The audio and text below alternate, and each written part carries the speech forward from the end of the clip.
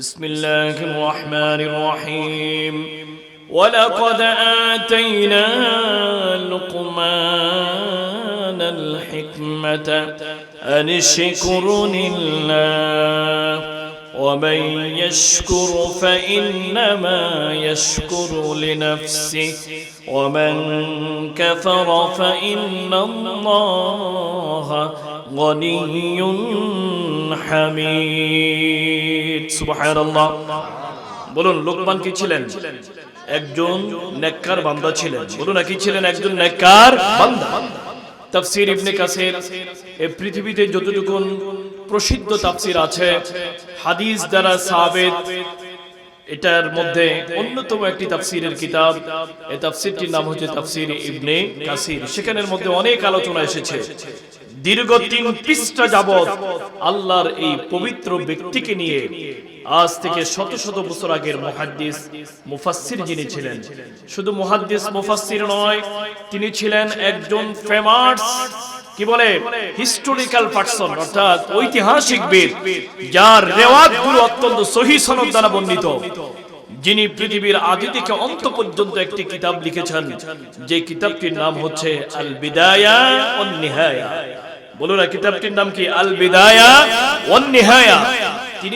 তিনি শুধু একজন ওলি আল্লাহ ছিলেন না, একজন মুহাদ্দিস ছিলেন না, একজন মুফাসসির ছিলেন না, বিশ্ব বিখ্যাত উল্লেখযোগ্য সহিহ একজন ঐতিহাসিকবিদ ছিলেন আল্লামা ইবনে কাসির রাহমাতুল্লাহ আলাইহি। জোরে বলি আলহামদুলিল্লাহ। তিনি তার কিতাবের মধ্যে রাসূল পাকের প্রিয় চাচা হযরত আব্বাস রাদিয়াল্লাহু তাআলা আনহু থেকে ঘোষণা করলেন, আল্লাহর পেয়ারা হাবিব বললেন, কানা লুকমান, হযরত লুকমান ছিলেন আবেদান হাবশিয়া, আবিসিনিয়ার হাবশা শহরের তিনি ছিলেন একজন কৃতদাস, ওয়ানাজ্জারান, আর তিনি ছিলেন একজন কাঠের মিস্ত্রি। সুবহানাল্লাহ। বলেন, কি ছিলেন? তিনি ছিলেন একজন কৃতদাস। কৃতদাস বুঝি তো আমরা, আমাদের দেশে এখন এটি নাই। আমাদের দেশে এখন গোলাম আর মনিবের সম্পর্ক নাই, অর্থাৎ ওনার মালিকানা, উনি একজনের অধীনস্থ ছিলেন। একজনের কি ছিলেন? অধীনস্থ কেনা গোলাম ছিলেন, আর তিনি ছিলেন একজন নেককার ওলি আল্লাহ ব্যক্তি। সুবহানাল্লাহ। ওনার আরেকটি পরিচয় ছিল নাজ্জার। তিনি কাঠের দ্বিখণ্ডিত করার জন্য কাঠ একজন মিস্ত্রি ছিলেন। আল্লাহ তাআলা এই জমিনের মধ্যে ৩ জন কালো মানুষকে সবচেয়ে বেশি সম্মানিত করেছেন। একজন ছিলেন হযরতে বেলাল, আরেকজন ছিলেন হযরতে লুকমান, আরেকজন ছিলেন হযরতে ওমরের কৃতদাস হাবশা। বলি সুবহানাল্লাহ। পৃথিবীতে ৩ জন কালো মানুষ ছিলেন। হযরত লোকমান একদিকে শুধু কালো তাই নয়, ওনার নাকটা ছিল চ্যাপ্টা। বলেন, নাক কি ছিল? চ্যাপ্টা ছিল। ওনার ঠোঁটগুলো ছিল ফাটা ফাটা, একটু মোটা ধরনের। উনি ছিলেন বেটে প্রকৃতির। ওনার হাতগুলো ছিল খাটো খাটো, ওনার পাও ছিল ফাটা ফাটা। বলেন, পায়ের মুরগার মধ্যে কি ছিল? ফাটা আকৃতির, রক্ত বের হওয়ার মতো উপকৃত একজন মানুষ ছিলেন। কিন্তু আল্লাহর দরবারে এত দামি ছিলেন, এই পৃথিবীতে এই ৩ জনের মতো এত দামি কালো মানুষের মধ্যে আর কেউ হতে পারে নাই। সুবহানাল্লাহ। জোরে বলেন আল্লাহু আকবার। আজকে তো আমরা রঙের অহংকার দেখাই, সুন্দরের অহংকার, বংশের অহংকার, শিক্ষার অহংকার, অর্থের অহংকার। ইসলাম এমন একটি ধর্ম, যেই ধর্ম সকল প্রকার অহংকারকে হারাম ঘোষণা করেছেন। সুবহানাল্লাহ। জোরে বলেন আল্লাহু আকবার। আমার নবী, আপনার নবী, দু জাহানের বাদশা নবী আল্লাহ তাআলার কথাগুলোকে কোট করছেন। হে আমার উম্মতেরা শোনো, আল্লাহ তাআলা ঘোষণা করেন, আল কিবরিয়া উরিদাই, অহংকার হচ্ছে আমি আল্লাহ তাআলার চাদর। যে ব্যক্তি অহংকার করে, ফামান নাযা আন রিদাই, সে যেন আমি আল্লাহর চাদর ধরে টানা হিসড়া করছে। জোরে বলুন নাউজুবিল্লাহ। অহংকার কার জন্য? আল্লাহর জন্য। ওয়ালাহুল কিবরিয়াউ ফিস সামাওয়াতি ওয়াল আরদি, আসমান জমিনের মধ্যে একমাত্র অহংকার যার জন্য খাটায়, যার জন্য অহংকারটাকে মানায়, তিনি আর কেউ নয়, তিনি হচ্ছেন আল্লাহ তাআলা। সুবহানাল্লাহ। রব্বি পাক যখন আদমকে সৃষ্টি করলেন, আদমকে সৃষ্টি করার পরে সকল ফেরেশতাদেরকে বললেন উসজুদু লি আদম, হে আমার ফেরেশতারা।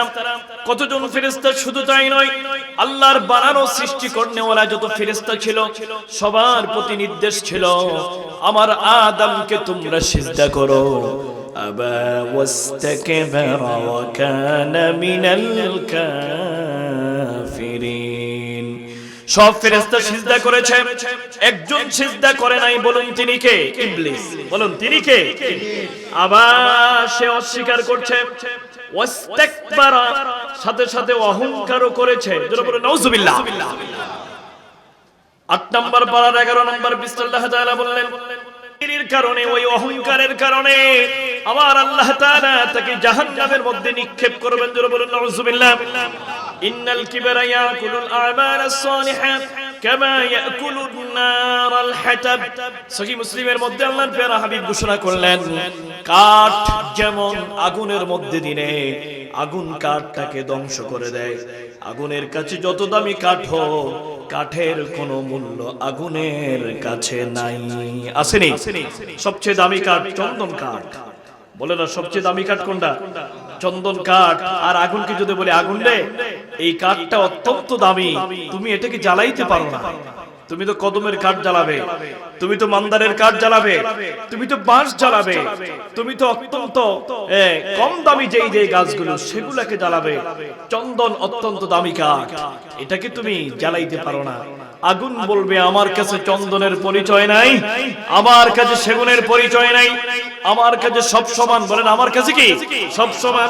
আমার নবী বলেছেন, যার অন্তরে এক যাররা পরিমাণ কিবর থাকবে, অহংকার থাকবে, ওই অহংকারের কারণে আমার আল্লাহ তাআলা ওই বান্দার আমলনামায় যদি কোনো নেক আমল থাকে, ওই আমলগুলোকে আমার আল্লাহ তাআলা ধ্বংস করে দিবেন। যারা বলেন নাউজুবিল্লাহ। তাহলে বলেন অহংকার করা যাবে? যারা বলেন না যাবে, যাবে না। আল্লাহ তাআলার নবী মক্কা যেদিন বিজয় হলো, মক্কার ছাদের উপরে উঠে হযরত বিলাল আযান দিয়ে দিলেন। যারা বলেন আল্লাহু আকবার। আযান দিলেন। বলেন কি দিলেন? আযান। আমরা যখন বিপদে পড়ে যাই তখন আমরা আযান দেই। যারা বলেন না কি দেই? আযান দেই।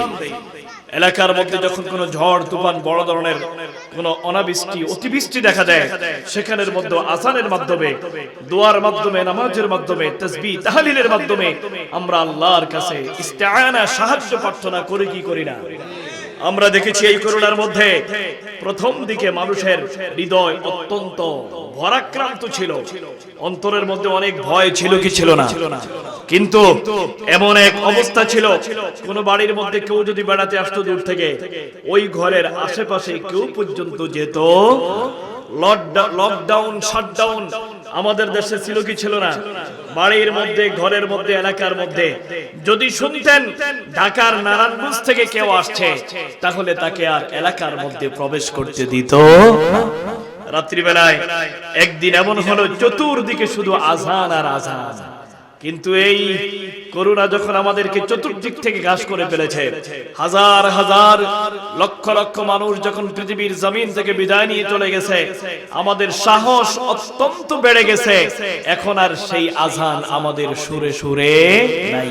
যারা বলেন নাউজুবিল্লাহ, আর যারা বলেন নাউজুবিল্লাহ। আযান দিলে কি রহমত হয় না গজব হয়? যারা বলেন আযান দিলে রহমত হয় না গজব হয়?